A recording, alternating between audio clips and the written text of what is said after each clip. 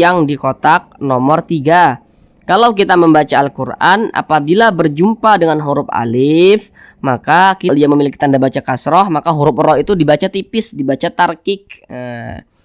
Apakah Bapak Ibu Saudara semuanya belum lancar dalam membaca Al-Quran, kemudian juga belum memahami ilmu tajwid Al-Quran?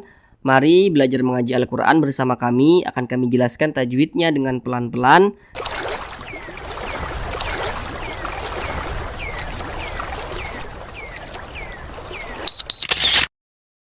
Assalamualaikum warahmatullahi wabarakatuh. Apakah Bapak Ibu Saudara semuanya belum lancar dalam membaca Al-Quran, kemudian juga belum memahami ilmu tajwid Al-Quran? Mari belajar mengaji Al-Quran bersama kami. Akan kami jelaskan tajwidnya dengan pelan-pelan, sehingga insya Allah bagi Bapak Ibu Saudara semuanya yang belum lancar dalam membaca Al-Quran bisa secepatnya lancar. Kemudian juga insya Allah langsung bisa memahami ilmu tajwid Al-Quran dengan mudah. Namun sebelum itu kami doakan terlebih dahulu, semoga Bapak Ibu Saudara semuanya senantiasa dalam keadaan sehat, dipermudah segala urusannya, dikabulkan segala hajatnya, dan senantiasa dilancarkan rezekinya oleh Allah Subhanahu wa Ta'ala. Amin, amin ya Rabbal Alamin. Baik, langsung kita mulai belajar ngaji Al-Qurannya. Kita kali ini akan belajar mengaji Al-Quran dengan penjelasan tajwidnya yang pelan-pelan, yakni pada surah Al-Baqarah ayat 194. Akan tetapi di ayat 194 ini akan kita bagi menjadi 3 bagian, supaya durasinya itu tidak terlalu lama. Jadi kita belajarnya itu sedikit-sedikit, yang terpenting bisa langsung dipahami, sehingganya nanti Bapak Ibu Saudara semuanya langsung bisa menerapkan dengan sendirinya ketika membaca Al-Quran sesuai dengan ilmu tajwid. Jadi di bagian yang pertama ini akan kita bahas nantinya dari Asy-Syahrul Haram sampai wal hurumatu qisas. Nah, sampai sini. Baiklah, di sini akan kami bacakan terlebih dahulu dengan pelan-pelan. A'udzu billahi minasy syaithanir rajim. Bismillahirrahmanirrahim. Asy-syahrul haramu bisy-syahril harami wal hurumatu qisas. Baik, sekarang kita bahas tajwidnya dengan pelan-pelan. Namun sebelum itu ada beberapa hal yang kami sampaikan di awal, supaya nanti ketika kami jelaskan Bapak Ibu Saudara semuanya langsung bisa memahami apa yang kami sampaikan. Yang pertama, kalau nanti kami katakan huruf di belakangnya atau huruf sebelumnya, berarti huruf yang berposisi sebelah kanan, berarti sebelah sini, sebelah kanan. Kalau nanti kami katakan huruf di depannya, huruf depan, atau kami katakan huruf setelahnya, berarti huruf yang berposisi sebelah kiri, sebelah sini, sebelah kiri. Kemudian baris satu ke atas ini disebut juga dengan tanda baca fathah atau harokat fathah. Kalau yang seperti ini disebut juga dengan tanda baca dhammah atau harokat dhammah. Kalau baris satu ke bawah disebut juga dengan tanda baca kasrah atau harokat kasrah. Kalau yang seperti ini, yang seperti ini itu adalah tanda sukun atau tanda huruf sukun atau huruf mati, seperti itu. Baik, sekarang kita bahas tajwidnya dengan pelan-pelan. Yang pertama di sini ada alif lam berjumpa dengan huruf shin atau huruf sya. Jadi setiap kita membaca Al-Quran, apabila berjumpa dengan huruf alif lam, maka kita perhatikan di depannya. Maka bisa saja hukumnya itu alif lam qamariyah atau alif lam syamsiyah, begitu. Nah, di sini ada alif lam. Mana huruf alifnya? Ini huruf alifnya karena ini adalah hamzah wasol. Ini alif lam, kita perhatikan di depannya. Di depannya ada huruf sya atau huruf shin. Kita lihat di samping huruf sya termasuk salah satu huruf syamsiyah. Maka alif lam berjumpa dengan huruf sya ini hukumnya adalah alif lam syamsiyah. Maka cara bacanya itu diidghamkan. Makanya alif lam syamsiyah itu biasa disebut juga dengan idgham syamsiyah karena cara membaca huruf lamnya itu diidghamkan. Jadi huruf lamnya ini dia tidak dibaca, makanya di sini tidak ada tanda bacanya. Langsung masuk ke huruf yang di depannya ini. Asy-syahrul haram. Kemudian di sini huruf ra apabila dia memiliki tanda baca dhammah, maka huruf ra itu dibaca tebal, dibaca tabkhim sehingga pangkal lidah kita itu naik ke atas, keangkat ke atas. Asy-syahrul haram, seperti itu, naik ke atas dia. Nah, kemudian di sini ada alif lam berjumpa dengan huruf ha. Nah, tadi sudah kami ingatkan di awal, setiap kita membaca Al-Quran apabila berjumpa alif dengan lam, maka perhatikan huruf di depannya. Ini alif, ini lam. Nah, kita lihat di depannya ada huruf H. Kita lihat di samping. Huruf H termasuk salah satu huruf qamariyah. Maka alif lam berjumpa dengan huruf H hukumnya adalah alif lam qamariyah. Alif lam qamariyah itu biasa disebut juga dengan izhar qamariyah. Karena kita ketika membaca huruf lamnya itu dibaca jelas, terbaca begitu. Asy-syahrul haram. Nah, kemudian huruf ra yang memiliki tanda baca fathah atau harokat fathah juga dibaca tebal, dibaca tabkhim. Nah, begitu. Kemudian huruf ra ini dibaca panjang. Perhatikan rumus mad tabi'i yang di kotak nomor 3. Kalau kita membaca Al-Quran apabila berjumpa dengan huruf alif, maka kita perhatikan huruf sebelumnya atau huruf yang berposisi tepat berada di belakang huruf alif itu kita perhatikan.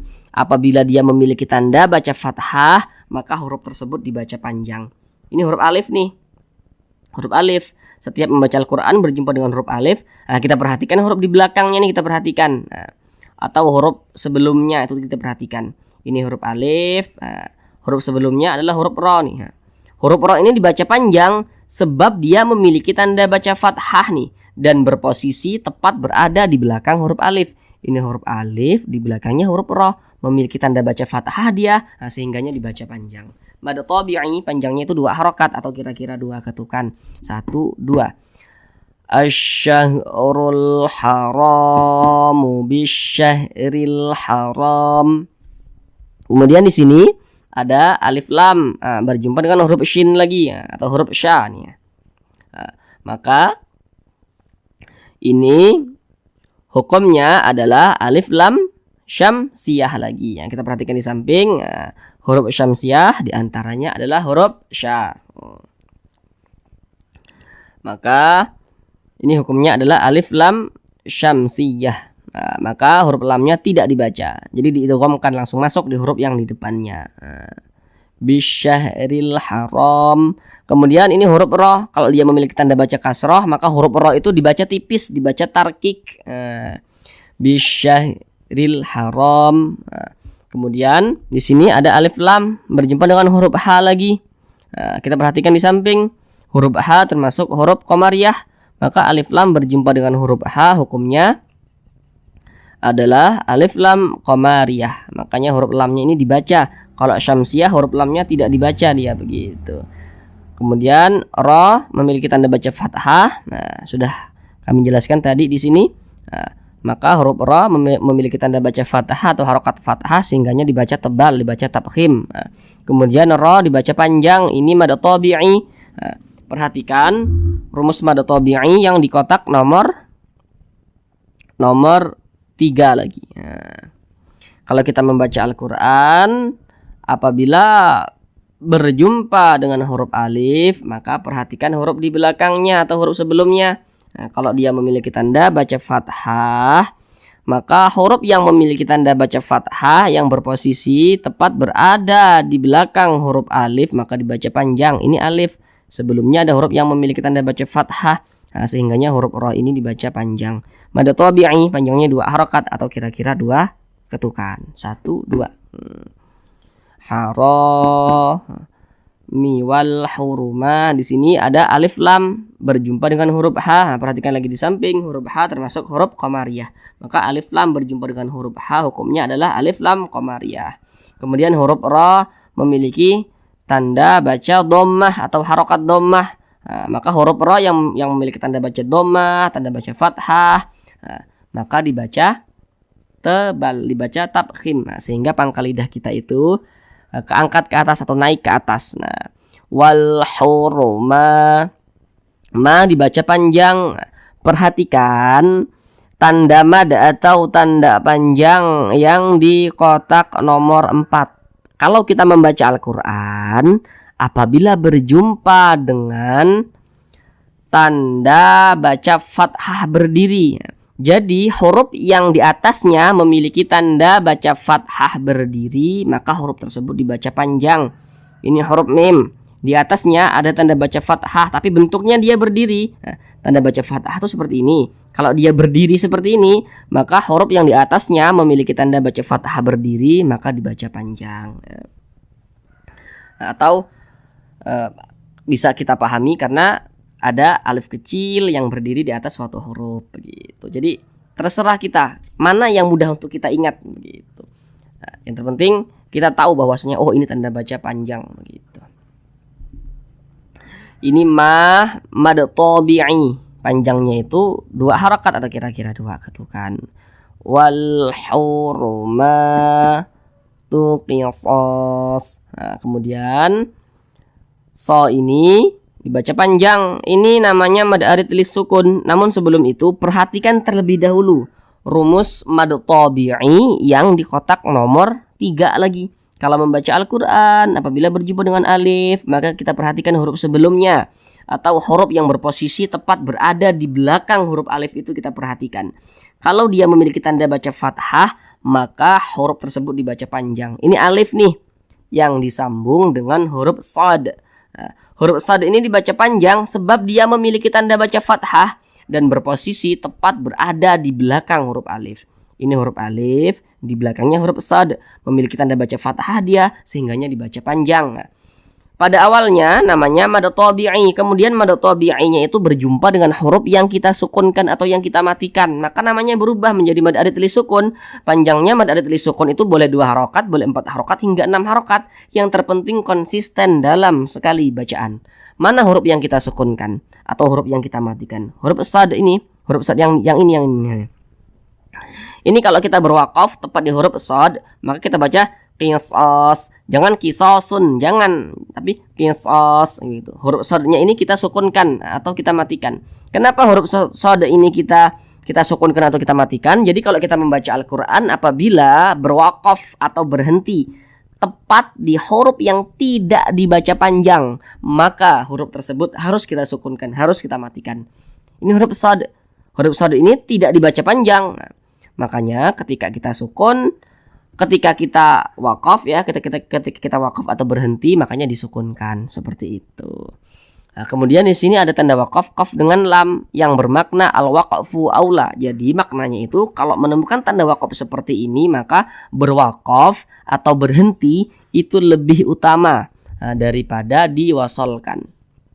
Nah, jadi kalau misalkan kita berjumpa dengan tanda wakaf qaf dengan lam, maka alangkah baiknya kita berwakaf atau berhenti tepat di tanda wakaf tersebut. Seperti itu. Sekarang kita ulang bersama-sama sekali lagi dari awal. A'udzu billahi minasyaitonir rajim. Bismillahirrahmanirrahim. Asy-syahrul haramu bisyahril harami wal hurumatu qisas. Shadaqallahul azim.